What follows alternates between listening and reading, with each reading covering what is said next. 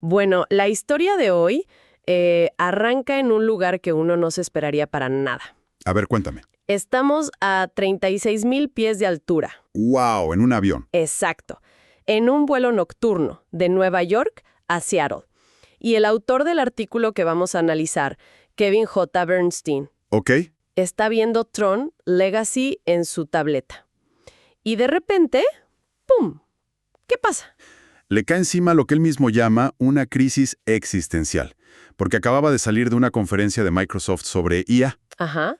y la ciencia ficción de la pantalla y la realidad corporativa de la que venía, pues chocaron de una forma brutal. Fíjate, y es que esa colisión es justo el centro de todo este asunto. Es el núcleo del artículo de Bernstein, la ilusión del usuario. Totalmente. Hoy vamos a meternos a fondo en cómo una palabra que usamos todo el tiempo, usuario, se ha vuelto peligrosamente ambigua. Y cómo esa ambigüedad nos está llevando, como dice el autor, a una crisis de gobernanza y de responsabilidad que apenas empezamos a ver. Exacto.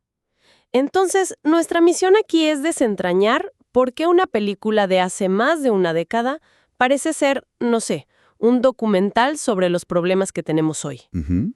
Vamos a explorar cómo la tecnología avanza mucho más rápido que nuestra capacidad de ponerle reglas. Y las preguntas que nadie se está haciendo. Uf, ¿y qué preguntas?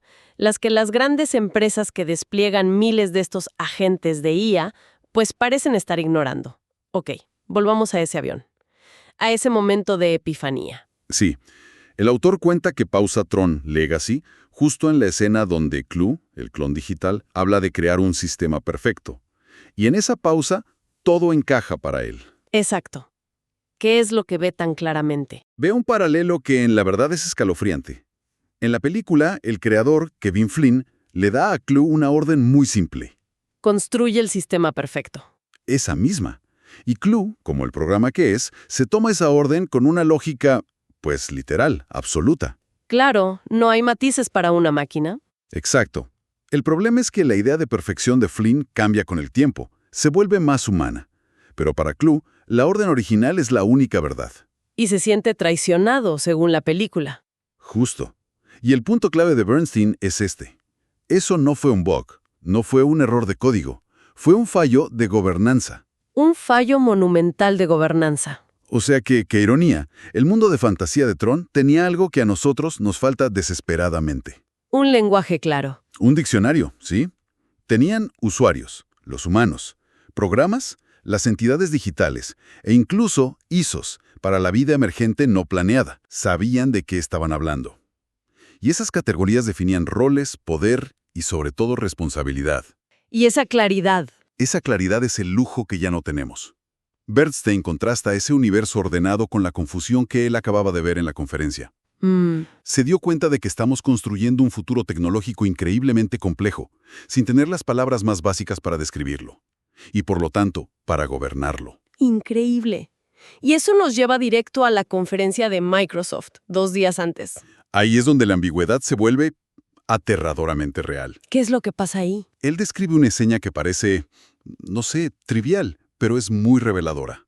Un presentador en el escenario habla con mucho entusiasmo sobre desplegar agentes de servicio al cliente. Ok. Y Bernstein se da cuenta de algo que lo deja helado. Es literalmente imposible saber si está hablando de contratar a miles de personas o de lanzar miles de sistemas de IA autónomos. El lenguaje es idéntico. Y me imagino que usa la misma jerga corporativa. Flujos de trabajo de agentes. Métricas de rendimiento de agentes. Exactamente. Velocidad de despliegue de agentes. Todas esas frases de manual encajan perfecto en los dos escenarios. Ahí está el peligro. Ahí está el argumento central del texto. Lo que la industria celebra como una integración perfecta es en realidad una bomba de tiempo. Porque si usas el mismo lenguaje para un humano y un bot, Estás borrando las líneas de responsabilidad. Si ni siquiera podemos distinguir de quién estamos hablando, ¿cómo vamos a saber quién es responsable cuando algo salga mal? entiendo el peligro, pero... A ver, ¿no podría argumentarse lo contrario? Alguien podría decir que usar la misma palabra, agente, es justo para lograr una mejor integración. Es una pregunta excelente porque toca el corazón de por qué esto es tan seductor. El peligro, según Bernstein, no está en la integración en sí, sino en la ambigüedad. Ok. Una cosa es tener humanos e IAs trabajando juntos con roles claros. Y otra muy distinta es tener un sistema donde, por diseño, no los puedes diferenciar. La ambigüedad crea opacidad. Exacto. Y esa opacidad es el terreno perfecto para que la responsabilidad se evapore. Cuando nadie sabe quién hizo qué, pues nadie es culpable. Claro. Y hay una anécdota en el artículo que a mí me dejó helada. La del clon digital. Uf, esa. Un ponente mencionó casi de pasada que iban a crear un clon digital de un ejecutivo para hacer pruebas. O sea, Suena a capítulo de Black Mirror. totalmente. No una presentación de negocios. Y lo que Bernstein subraya es que nadie en la sala se inmutó. Esa es la verdadera señal de alarma. La línea entre la ciencia ficción y la estrategia corporativa ya se borró, y lo hemos normalizado sin darnos cuenta. Ya no es si va a pasar, está pasando. Él estaba en la sala para verlo. Para entender cómo llegamos a esta confusión, el artículo hace una especie de arqueología de la palabra usuario. Que es fascinante, de verdad. En los años 50, usuario no era una persona. Claro, las computadoras eran gigantes, eran monstruos carísimos. Los usuarios eran las organizaciones. IBM, el Pentágono. El usuario era una institución, y luego todo cambia. Sí, en los 60 y 70 con los mainframes, el término evoluciona. Un usuario pasa a ser una persona que opera una máquina que no posee. Y de ahí nace todo el lenguaje que usamos hoy sin pensar. Cuenta de usuario, ID de usuario. Y con el tiempo, esa joya deprimente que es el usuario final. Somos el final de la cadena.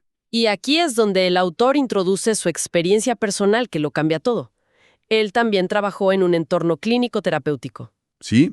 Y en ese mundo, la palabra usuario tiene un peso completamente diferente. Un peso muy oscuro. En salud mental o adicciones, llamar a alguien usuario es muy problemático. Es una etiqueta que reduce a una persona a un solo comportamiento. A una dependencia. Exacto. Y lo que el texto resalta es que el campo de la salud mental tuvo una reflexión muy seria sobre esto hace décadas. Se dieron cuenta de que el lenguaje importa, y mucho. Muchísimo. Dejaron de decir adicto y empezaron a usar frases como persona con un trastorno por consumo de sustancias. Y no era por corrección política, como algunos podrían pensar. Para nada. Era por una razón clínica, profundamente humana.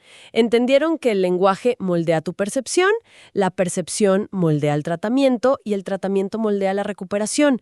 No puedes reducir a alguien a una etiqueta. Se trata de ver a la persona primero. Entonces, mientras un campo aprendía a humanizar su lenguaje, el otro, la tecnología, sin darse cuenta, hacía lo contrario. Precisamente, siguió adelante con un término que nos define solo por nuestra relación con una máquina. Y el artículo añade un dato, una colisión lingüística increíble. Sí, eso es buenísimo. Para 1967, cuando usuario se estaba estandarizando en la informática, la palabra ya era común en la cultura popular para referirse al consumo de drogas. Y la industria tecnológica nunca se detuvo a pensar en eso. Nunca. Círculo de la confusión. Y eso nos lleva directamente a la escala del problema que tenemos hoy. Sí, porque esto ya no es teórico.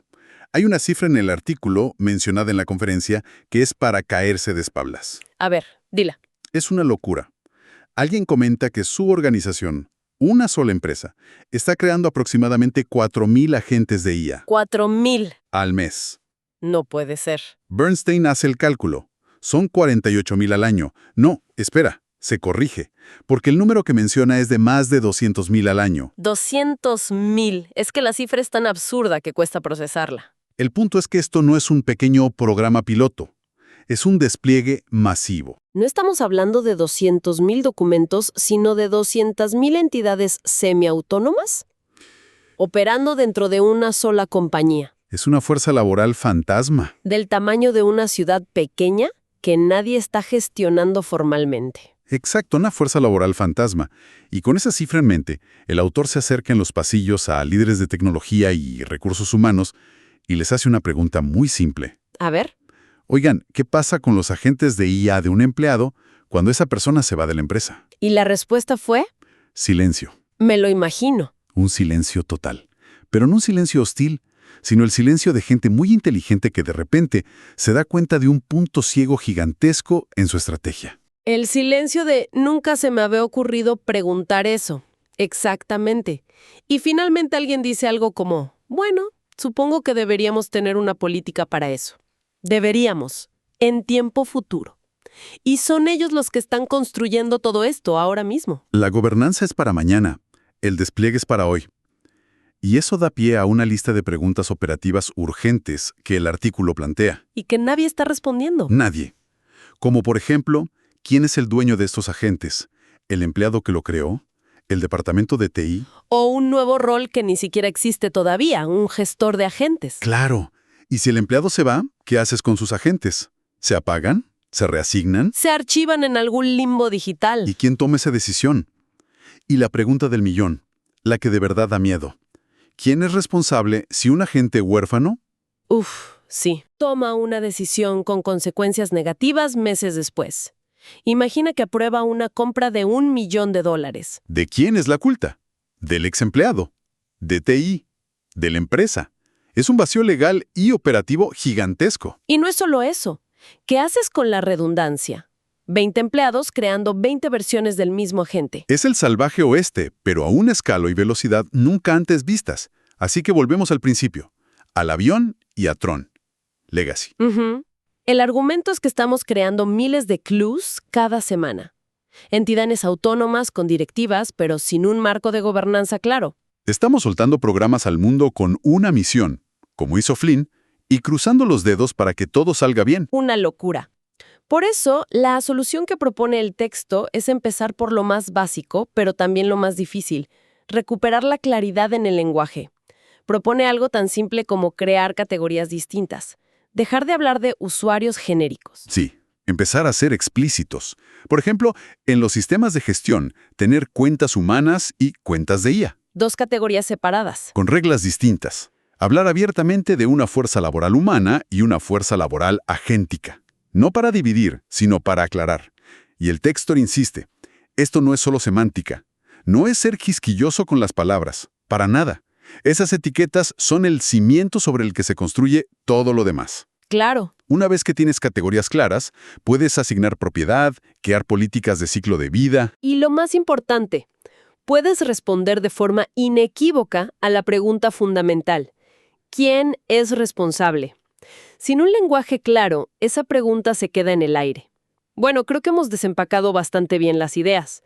Si tuvieras que resumir los puntos clave para quienes nos escuchan, ¿cuáles serían? Creo que son 4 ideas. La primera, la gran lección de Thion. La gobernanza es más importante que la capacidad técnica. Ok. La segunda, el peligro de la ambigüedad en el lenguaje, con esa palabra usuario que ha fusionado a humanos y máquinas de una forma que nos impide ver con claridad. La tercera sería la escala, ¿no? Esa cifra de miles de agentes al mes que lo cambia todo.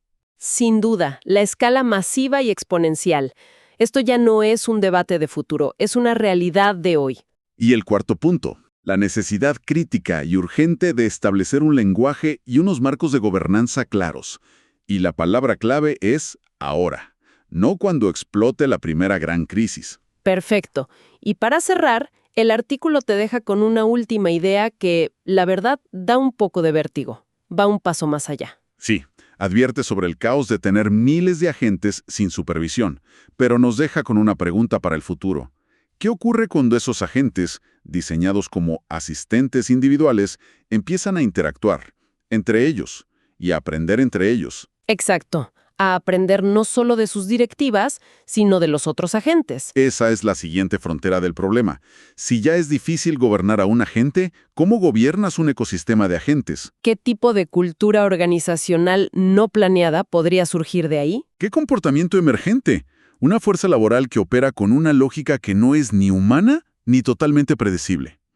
Esa es la pregunta que nos deja flotando y que probablemente define la próxima y mucho más compleja etapa de todo este desafío.